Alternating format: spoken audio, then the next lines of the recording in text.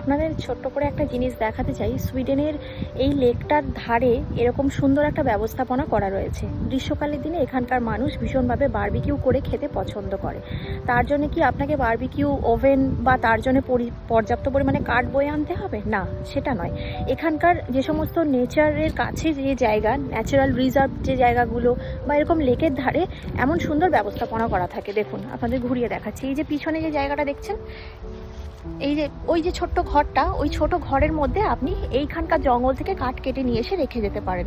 বা এখানকার যে স্ট্যাট বা মিউনিসিপ্যালিটি, তারা কিন্তু এখানে এই কাঠ বোঝাই করে কেটে রেখে দেয়। সেখান থেকে আপনি ফ্রি অফ কস্টে কিন্তু কাঠ নিয়ে মাঝখানে এই যে জায়গাটা দেখতে পাচ্ছেন, এই যে গ্রিলের যে জায়গাটা, সেইখানটা কিন্তু খুব সুন্দর করে আপনি জ্বালিয়ে, কাঠ জ্বালিয়ে গ্রিল করে খেতে পারবেন এবং বন্ধু বান্ধবের সাথে এই জায়গাটায় সুন্দর করে বসে খাবার দাবার খুব সুন্দর করে এনজয় করতে পারবেন। আপনাদের আরেকবার আমি ঘুরিয়ে দেখাই। এরকম দেখুন, গ্রিল করার দেখুন সুন্দর একটা ব্যবস্থাপনা করা রয়েছে। কাঠ ওখান থেকে আপনি সংগ্রহ করে নিয়ে এসে এখানে নিজের মতন করে জ্বালিয়ে সুন্দর করে গ্রিল করতে পারবেন। তার জন্য কোনো টাকা পয়সা আপনাকে পে করতে হবে না। আর এখানটা বসে আপনি খুব সুন্দর করে খেতে পারবেন।